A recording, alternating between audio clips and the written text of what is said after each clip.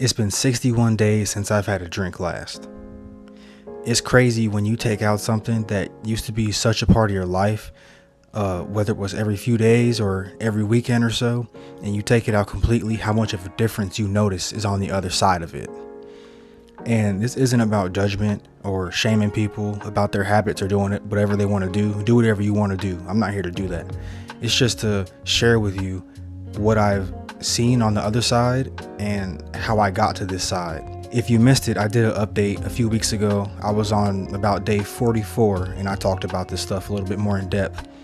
Quick little backstory. I didn't really have a drink until I was 20. Then I drank from pretty much 20 all the way up to now where I'm 26, and then I stopped. I did a few breaks this year. I did a few weeks here, a few weeks there, 30 days there, 36 days there. But this time it's day 61, and after doing a lot of research and doing a lot of looking into things, it's gonna be a long time before I have another drink. Not about just quitting the alcohol, it's about finding what's on the other side of it. I didn't have a rock bottom moment. I didn't have some crazy thing happen. I didn't get into a crazy car accident. Thankfully, I didn't have anything super haywire go out of whack. I didn't embarrass myself in a crazy way, but I just got tired of the act itself. I got tired of drinking. I got tired of how it was making me feel. I got tired of actually going out to buy it. I got tired of just the sickness you would feel sometimes.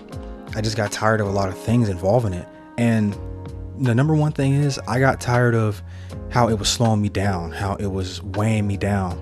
I wasn't able to do the things I wanted to do the next day or the day after. Sometimes I'm getting a little bit older, so the effects of alcohol would last for 2-3 days or sometimes a little bit longer, and it was starting to really dull me out. It was starting to really hinder my performance in a lot of different areas. I didn't have motivation for things. Sometimes I didn't feel like doing things. I felt like crap. I was using that as an excuse to maybe chill out a little bit more, be like, you know what, I'm not going to go train today. I'm not going to do this thing today because I feel like crap. It was giving me passes that I didn't need. It was just weighing me down in a lot of different ways. I visualize it like an anchor. When you drink, you're throwing an anchor off yourself. You're a boat and you're throwing anchors off, and you're just weighing yourself down as you're trying to get to your destination.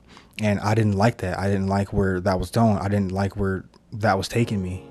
And I didn't like how it sneaks into your identity to where every time you do something, every time you go somewhere, you're worried about where the drinks are, where's the bar at, and things like that.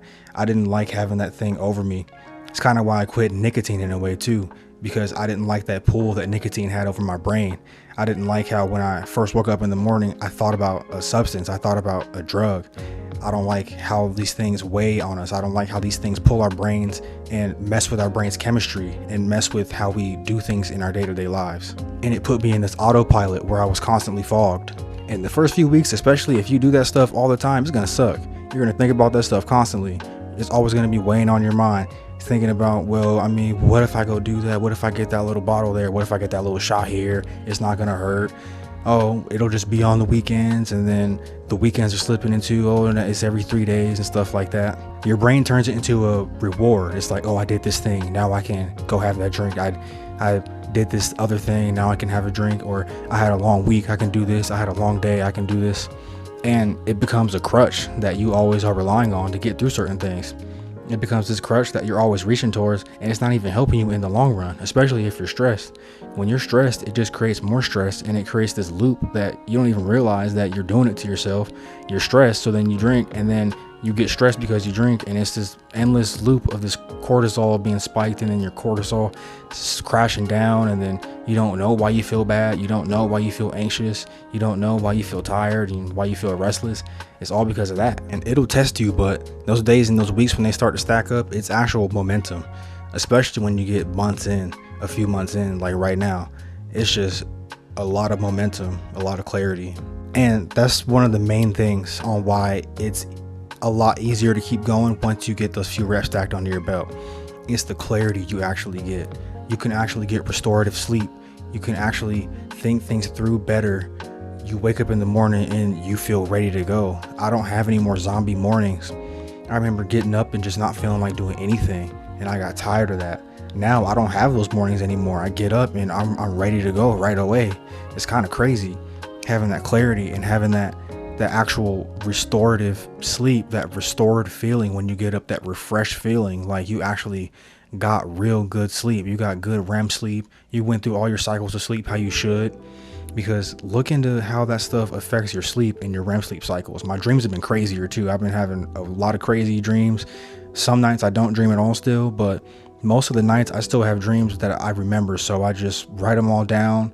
I journal them all in a separate folder on my phone, because I think it's good to kind of write those things down and write them out.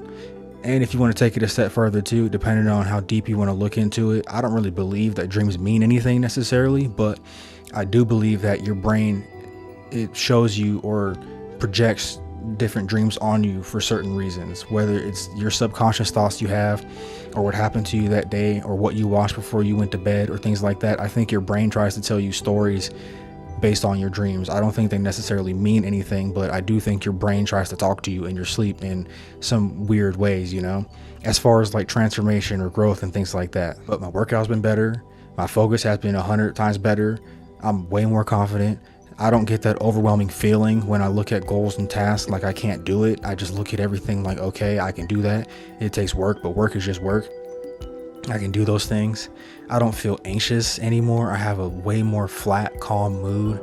I don't get really irritated like that. If I do, it passes very quickly. It doesn't linger all day. Is so many different benefits, so many different positives that I have noticed in these just few months, in these 2 months. And I know that they're going to get better on month 3, because day 90 is when you really start to see certain changes. The first few months is mainly restorative biological things like your brain, your mood, your body. Just a lot of biological things are going to change. Your organs, your liver will start to work a whole lot better. Your kidneys work a lot better. Your heart works a lot better. Your brain works a lot better.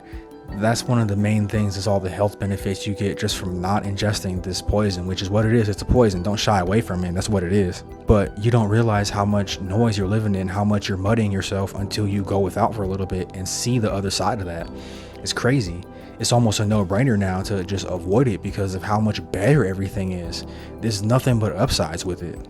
And you learn a lot of things about yourself. When you strip away that stuff and you don't numb yourself with anything and you're dead sober, you learn a lot about yourself. I have faced a lot of the worries I had, a lot of the fears I had, a lot of the doubts I had with myself, a lot of the insecurities I had with myself, and you face them all just head on, and then you get an actual chance to tackle them.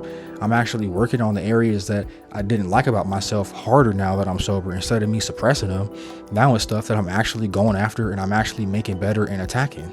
And life is just more peaceful. It's more just chill. It's like a smooth ride now.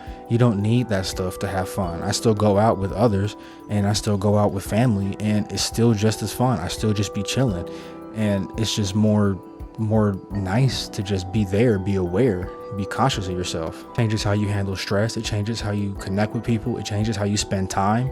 Instead of you getting drunk and just binge watching something like how I would sometimes, then I'm actually coming home and I'm recording something like this, or I'm doing other things. I'm reading something. I'm hitting the gym. I'm getting that chore done or task done that I've been putting off or that I need to get done right away. A lot of things are just being done quicker and better because I don't have that off switch anymore. Everything is just go do that. I can do that now. I can do that now. And when I do chill, it's deliberate. So like after this, I just got off of work. After this, I'm going to edit this, get it all scheduled and ready and all that good stuff. And then I'm going to deliberately chill. I'm probably going to watch a horror movie because it's Halloween time. I love Halloween time. It's almost over. October's almost over. So that sucks. But I'm going to watch a horror movie.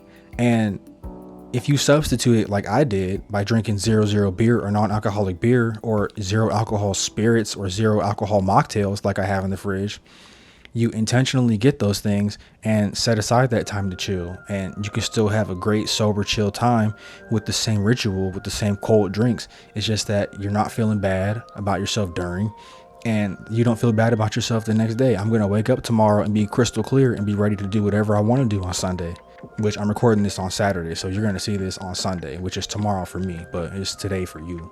But it's the shift in identity. It doesn't turn into like, oh, I can't drink. I don't get to do this thing. I don't get to do that. It's at the point now to where I don't even want to. I look at people drinking, or I just came from the liquor store, like I mentioned. I got 00 beer, and I'm looking at all the alcohol there, and I don't even want to grab it because I've learned so much about this stuff that it's just, I don't even have a pull to want to do that to myself anymore. It's not even something that I want to do. It doesn't become I can't do that. It becomes I don't even want to do that. And the choice just redefines who you are. I want it to be stronger. I want it to be sharper, more competent. I want it to be better in every way. And doing that doesn't allow you to do those things. Doing that hinders all those things. So it's a no-brainer at this point. So 60 days isn't the super longest time. It's not like I'm in it months and months or pushing a year or anything like that. But 60 days is all you need to really feel the real difference and to really cement that choice that you're not going back to it, really. So I'm going to make more parts of this. I'll probably wait till 90 and then I'll do 120, and I'll do it probably about every month or so, something like that. Keep up on it. So if you're into that, subscribe. We can talk about it. Let me know what day you're on. If you're starting, let me know if you're starting today. I want to hear about that too. Let's just talk about it down below. And if you haven't started yet, try it out. If you have even thought about trying going without it, going sober, try it out. Give it a week. And if you feel good, give it 2 weeks and take it 1 week at a time.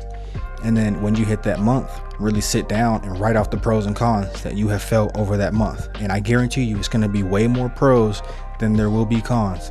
You probably have 20 pros and you'll probably have 1 con, and that's you perceive yourself having less fun, which you won't even realize that's true when you get down to that month period. By the time you get to that month, you'll realize you have just as much fun doing all the same stuff without it, or even more fun, because you don't feel bad the next day. And you know you won't feel bad the next day. So stop numbing yourself for rest. You don't know how powerful you can be unless you stop numbing yourself. So try it out. Let me know down below what you're doing, what your plan is. If you've been sober for a long time, let me know. If you are just starting today, let me know. I want to talk about it. If you got this far, my name is TJ. If you look forward to more updates, or you want more updates like this that I'm going to do, consider hitting that like, consider subscribing. They both help out. But until then, I'll see y'all. I'm out.